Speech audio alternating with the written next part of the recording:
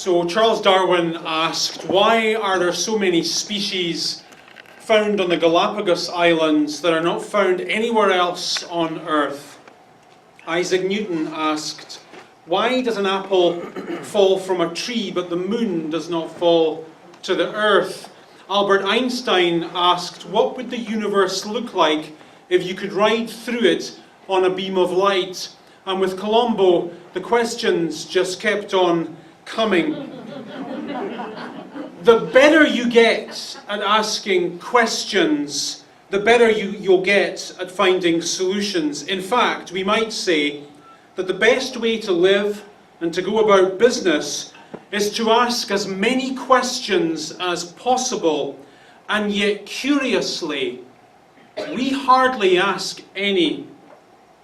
It seems that at some point during the transition from childhood to adulthood, our increasing knowledge and competency brings with it a decreasing curiosity about what it is we do every single day of our lives. In Mark chapter 4, we find Jesus on a boat in the Sea of Galilee, and Mark tells us that a furious squall came up, and then we get a bunch of rapid details about waves breaking over the boat so that it was nearly swamped. Now, we know historically that these words were written by a man called Mark. And we know quite a few things about Mark. We know that he wasn't there. We know that he probably wasn't living in Israel at the time of Jesus. He probably didn't even know Jesus. We also know that Mark wrote his Jesus story in the city of Rome round about the year 70 AD, while Nero was doing his thing to Christians. We also know that living in Rome around that time was one of Jesus' closest friends, Peter, and the best guess of historians is that Peter and Mark got together and Peter became Mark's source material for all of these stories about Jesus. Now, what did Peter do for a living? Fish. He fished. Fishermen know two things really, really well. They know boats and they know weather. So if you ever find yourself on a boat with a fisherman and she or he starts to panic, you know you're probably in trouble. So Jesus and his friends are on a boat, and the fishermen among them are starting to panic. They feel death is almost upon them. Next sentence, Jesus meanwhile is in the stern. That's the back of the boat. I had to look that up on Wikipedia. And we're told that in the back of the boat he's sleeping on a cushion. So he's not just sleeping. He's sleeping on a cushion. He's super chill. The disciples wake him from his nap. Bet he loved that. And then they say to him, "Teacher, don't you care if we drown?" Boom! Now we have a question. And it's a beauty. Don't you care if we drown?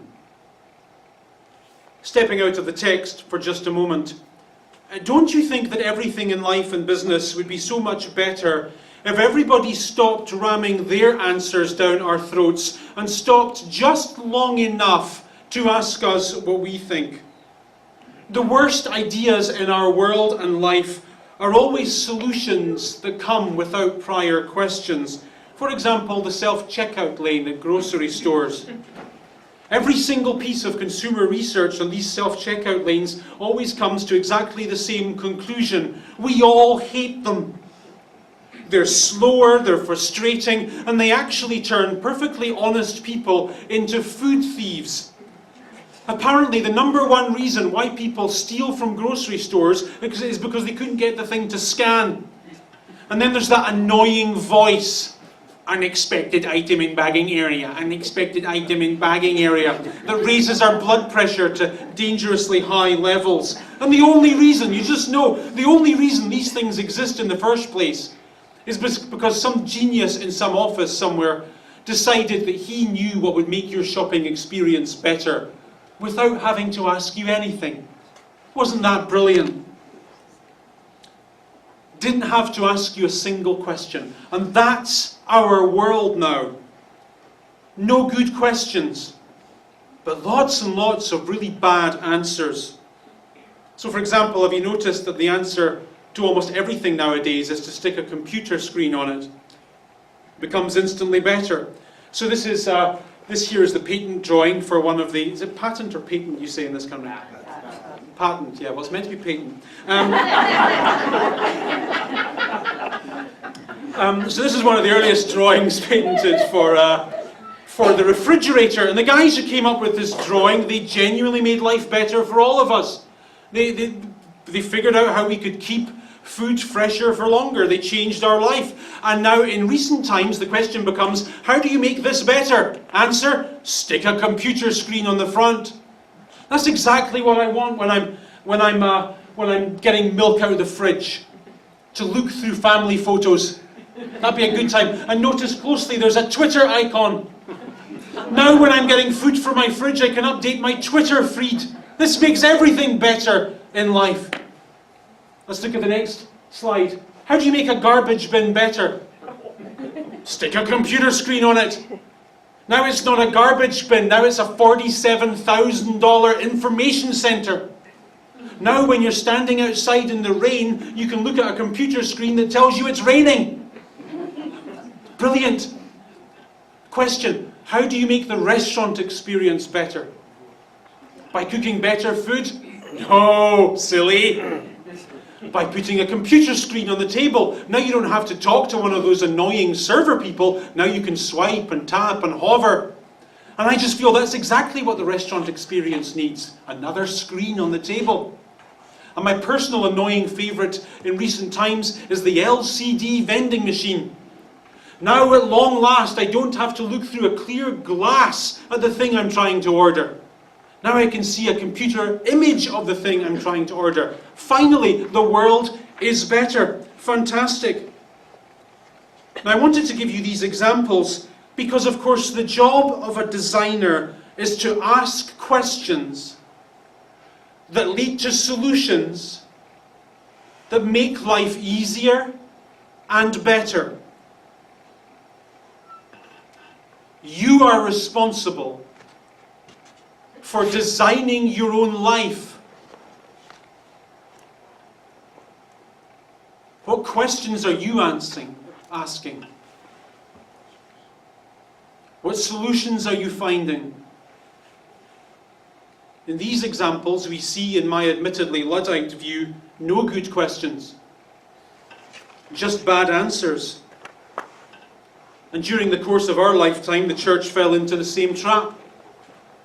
Driven probably by an insecure need to feel that our faith offered answers to literally everything, we stopped asking questions that would make life deeper and richer.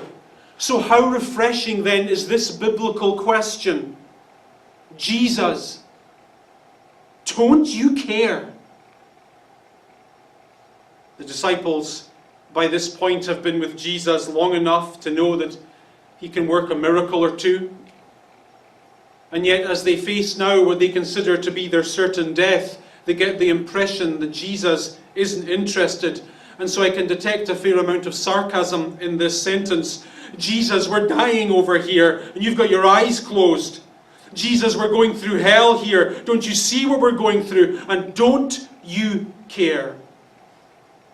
And as Mark writes this story down, he's almost certainly thinking that this is a story that my church, living in Rome during the reign of Nero, absolutely need to hear.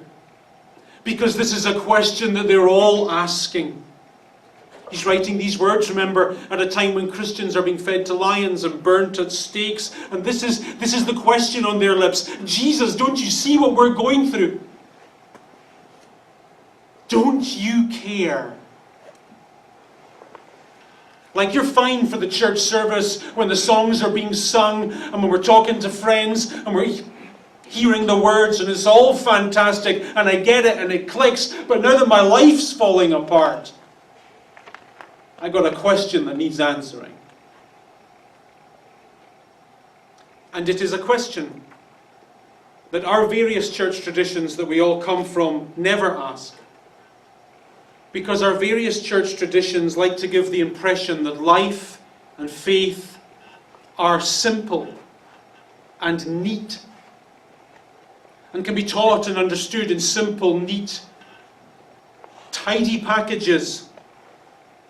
And so what happens is when we come to church with our depression and with our fears and with our worries and anxieties and our messy, messy sins and our complicated, convoluted lives, we don't feel that the simplistic truth that we're being offered fits into what we're actually feeling and going through. And in the absence of any realism, we feel pressured to replace our messy reality with a pretense of perfection.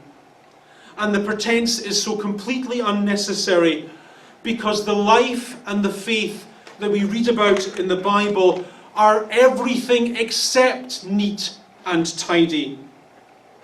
And for the church to suggest otherwise is for the church to be disingenuous not only to life, but to the very Bible we say it is, we believe. So here's a song from the Bible. Look at the opening lines of the song. My God, why have you forsaken me? Good question. Why are you so far from saving me? So far from my groaning? Good question. I cry out every day, but I get no answer. In other words, God, I'm going through stuff right now, and you seem to have your eyes closed over there. And so the question in my heart and upon my lips is, don't you care? Here's another one. I like this one because we think this one comes from the liturgy in the temple in Jerusalem, at the very heart of the faith, at the place where everything was meant to make sense, where you were meant to bring all of the questions and find answers. And here's the stuff they were being told. Here's the things they were singing. Why have you rejected us forever, O God? Boom! Brilliant question. I'm going through stuff. Seems to me like you're not seeing it. And if you are seeing it, then it seems to me you don't care. And I could go on and on like this for hours, reading sentence after sentence from the actual Bible that the church says it believes in, that reflect life as it is actually lived and felt in reality, not in the sometimes make-believe vibe we get in church. And from these real questions in the Bible, questions that come out of real situations in life, we sometimes fight our way to real answers. At this point in the story, the disciples have been with Jesus for a few months, I suppose, and they've done a lot of things with him. They've eaten with him, they've socialized with him, they've heard his teaching, and it's been great, and they've seen him do the odd cool thing for the odd needy person, and that's been great as well. They've even seen a miracle or two, but they've never had occasion to question any of it. Never had occasion to question how he feels about them. But they do now. And this question that they ask could easily appear on any one of our lips, right? I mean, when you add up all of the pain and the depression and the anxiety and the loneliness and the guilt and the shame and the fear and all of the cumulative pain in this, just in this room, it's almost too much to bear. And so this question is so relatable. Jesus, don't you care? So in response to their question, Jesus gets up out of bed I like to think Jesus is in a bad mood at this point, right? Got woken up from a nap. And Mark says that he rebuked the wind and said to the waves, "Quiet, be still." After which, next sentence, the wind died down and it was completely calm. So the question was, Jesus, do you care? Jesus now could have answered this question very directly. He could have gone on to say, "Hey, look, I calmed the wind down. I made your problem go away. Of course I care. I love you guys. Why didn't you wake me up sooner? Next time, don't wait so long. I love you. Look at the wind. It went away." But Jesus doesn't go there. Jesus is a Jewish teacher, and he wants his students to find answers, and he gets them to find answers by asking them questions. So instead of answering their question, "Do you care?" Jesus asks a question of his own. Next sentence. "Why are you so afraid? Do you still have no faith?" The question was, "Jesus, do you care?" The question is, why are you so afraid? Why do you have so little faith? At this point, I could put up my hand and say, "Jesus, I hate to be so clever, but the reason I am so afraid is because fear is ancient and universal for all of us in this species. It's in us." Have a look at this. This is a cave painting from the Stone Age. It comes from Lascaux in France. You've probably studied it in history. This was about, 17,000 years old. And so when we look at this, we're looking at something that was painted about 9,000 years before the onset of the agricultural era. So we're talking about a painting that was done when our ancestors were learning how to use new fancy technology like rocks with sharp edges. Okay, this is old. And when our Stone Age ancestors drew this kind of thing in caves, we think that they didn't draw them as art for art's sake. And we think that because these paintings typically are not drawn in the most accessible part of the caves, they're typically drawn in the most inaccessible part of the caves. So the early humans and their even earlier Neanderthal cousins would crawl in darkness, in some cases for hundreds of meters in the dark, to a remote part of the cave, and in that darkness they would engage in what we think were the earliest forms of human religion and worship. And we know from their art and artifacts that as they went about their thinking, this was on their mind: the hunt. The hunt. The success or failure of which would mean either survival or extinction for their hunter-gatherer clans. The deepest fears of our species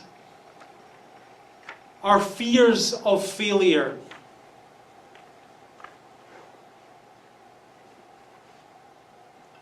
This isn't just you. It's always been like this for thousands and thousands of years. From the Stone Age to the cosy confines of our 21st century suburban homes, here is what fear is. Preoccupation with tomorrow. An evolutionary response to future uncertainty, and it is integral to our species. We might not worry anymore about whether or not we'll kill an animal in tomorrow's hunt and be able to put meat on the table, but we do worry about whether or not we'll be able to put bread on the table.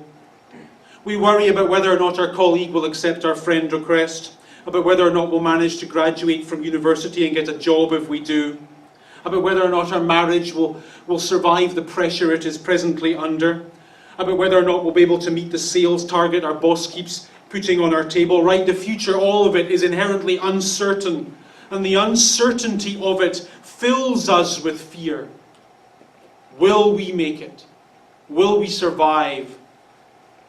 Now we all know that all of this fear is a complete waste of time, and it doesn't even matter how good you are at fearing. You might be the best anxiety practitioner in the entire world. You might have all of that down to an art. For you, worry and fear and anxiety might be an exact science. But regardless of how good you are at all of that, here's your problem. It's the same problem that your Stone Age descendants had. You cannot control tomorrow. The economy and the health and the well-being of all of your tomorrows are by definition unpredictable. And no amount of fear on your part will alter that brute fact. So when you are afraid of a future that you don't even know that you have, all you do is ruin a present that you do have. And we all know this. Our experience in life has consistently been that fear doesn't work. That all of our worries and anxieties and deepest fears have not made life better for us. They've only made them worse. And so here's the question that we ought to ask ourselves much more often than we do. Why are you so afraid?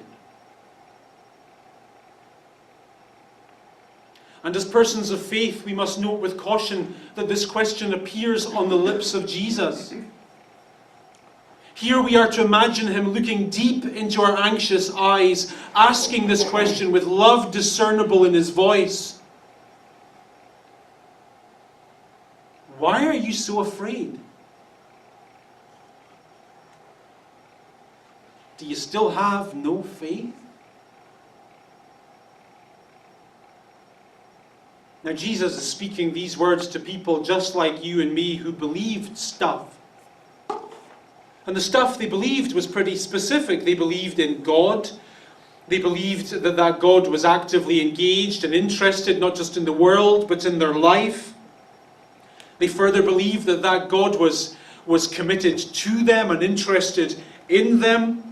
In other words, they believed that God actually saw and cared what they were going through. And so the point of Jesus' question here is, guys, don't you think it's about time that you took some of your belief through to its logical conclusion and trust that God will care for you in an uncertain tomorrow? Maybe it's time now you had a little bit of faith. And in this particular regard, the stakes are hardly high, are they? There is hardly much to lose. Your options are, you can either be afraid about what you can't change, what you can't control, and what might never happen. You can allow that fear to ruin your experience of life in the present. That's option one. Or option two, you can have a little bit of faith and trust that it'll all work out. And put your best foot forward. I think in science they call that a no-brainer. And the thing about faith, of course, is that it doesn't always work automatically. You tend to have to apply it. You tend to have to put your faith to work.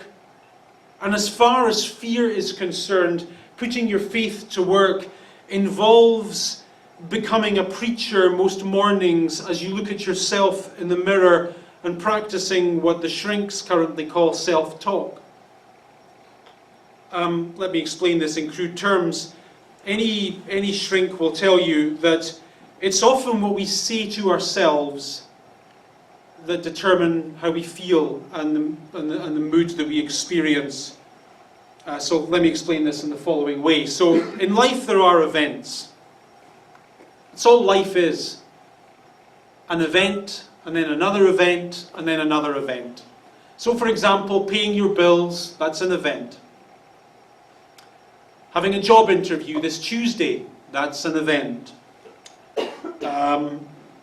Getting an unwelcome diagnosis, that's an event.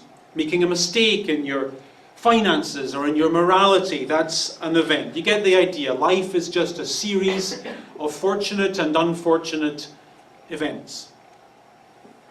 And then there is your interpretation of those events. Your conscious, your subconscious self-talk. For example, you have to pay your bills. We all do. That's an event. But how do you interpret your ability to pay your bills? Do you talk to yourself negatively about that and say that you're a bit of a loser and you're a bit clumsy financially and you're a bit unlucky and you'll never cope and you'll never manage? Is that the way you talk to yourself in the mirror? Or do you look at yourself in the mirror and say, you know what, life's hard right now, but I'm doing the best I can and I'm going to make it. I'm going to make it. Take another example. Let's say you have a job interview on Tuesday. That's just an event. That's all it is. Just an unglamorous event in your life. But how do you talk to yourself? What do you say? Do you say that it's tough in this economy? That there's too many people going for the job and you'll never get it? Or do you say, I'm going to put my best foot forward and I'm just as likely to get this as anybody else? Or let's say you made a mistake in your past and you regret those mistakes. And that's just now an unchangeable and unfixed part of the story of your life. Fair enough, it's an event, it happened, it can't be changed. But how do you interpret it? How do you talk to yourself about that event that bothers you so much? Do you allow your past event to determine your future as you say to yourself, I'll never change, I'll never be any better, I don't deserve to be happy, I ought to bear the penance of this misery all of my days? Do you say that? Or do you say to yourself in the mirror, you know what, I did screw up and I do admit it, but that's not the whole story of who I am. I'm so much more than that thing I did, than that thing I got wrong. How dare I say of myself that that's all I am? No way. No way.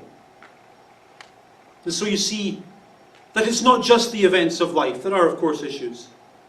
But it's how you talk to yourself about those events that makes all the difference. In other words, barring psychological issues, we are largely responsible for how we sometimes feel, and that's great news, because that means we can take charge of how we sometimes feel. Realizing that we are responsible for how we feel is one of the keys to a happier, more worry-free life. And if you're a worrier and you're living with fears, that's something that you're going to have to practice, because over the years you've learned to be negative. You've learned to talk yourself down very efficiently. You've learned to say what if all the time. You've learned to chastise yourself for your own stupidity and clumsiness. You've learned to be critical of your own inability to get things right. And you've grown far too accustomed to being reproving and chastising of your incapacity to cope. You talk yourself down all the time. And that's not a habit you were born with. That's a habit you learned. And that's fantastic news, because if you learned it, you can unlearn it. Now that much psychobabble you can read in any good book, in any good library. But in Christian parlance, what this means is that you need to talk to yourself in such a way that is informed by your Christian faith. By your faith in a God who not just exists, but who loves you, who accepts you, who cares for you. To be worried about anything as a person of faith is to say, I will take this fear of tomorrow and I will embrace this fear in the context of everything that I know and believe about God. So have a look at this. This comes from again, the worship book in the Bible, and it's a great example of a person who looks at himself in the mirror every morning and asks questions. Real questions that come from real problems. And in the process of asking questions, I think he finds maybe not complete answers, but he finds just enough to get him through the day. And that's all you need. So he looks at himself in the mirror and he says, why, my soul, are you so down? Why are you so disturbed? Come on. Pick yourself up. Get a grip. Put your hope in God. For I will yet praise him, my Saviour and my God. So these words are part of a song. And these particular words constitute the chorus. They are the words, in other words, that are meant, too many words in that sentence, that are meant to stick in your head annoyingly all day long. And so what this is saying is that as you feel fear, as you inevitably will in life, you are to feel your fear in such a way that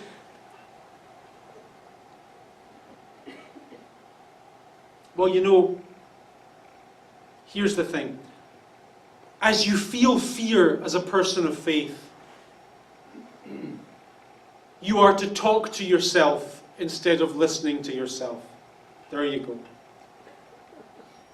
Because too often in life you listen to the voices in your head when you should instead be talking to them.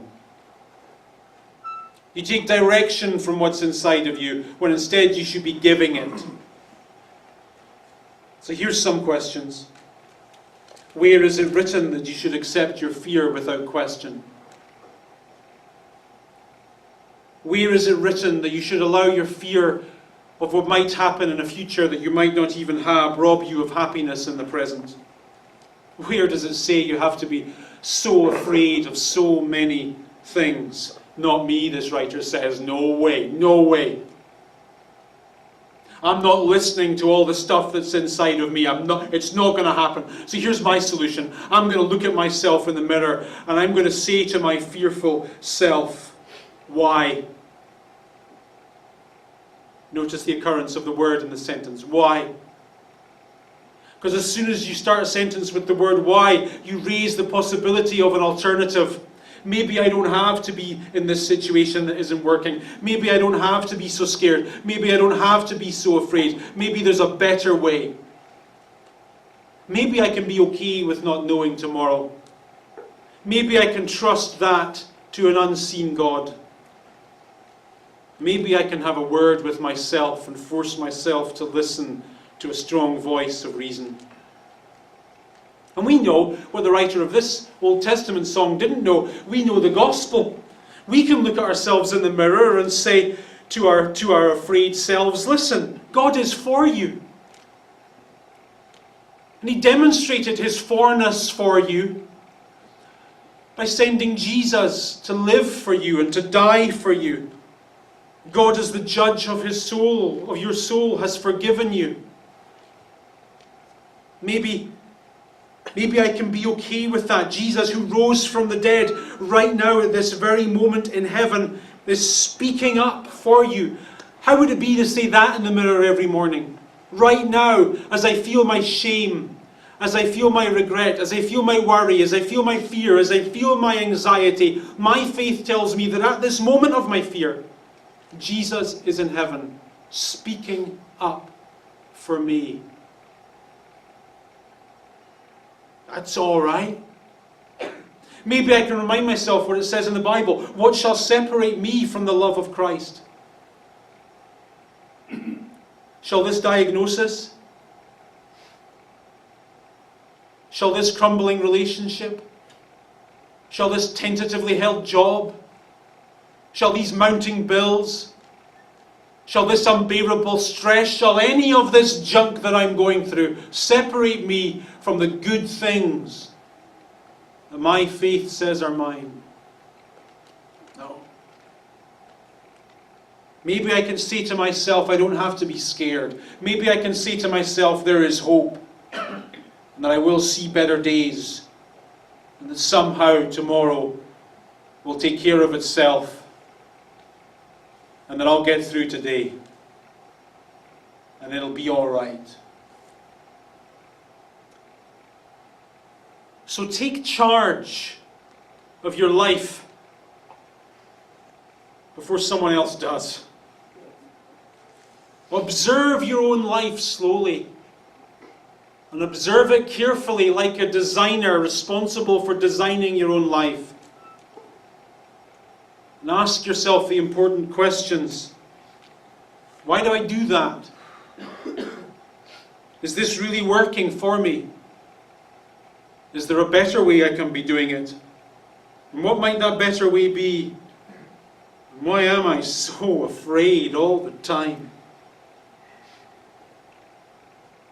And can I have a little bit of faith? Would that be so bad? I think. Let's pray.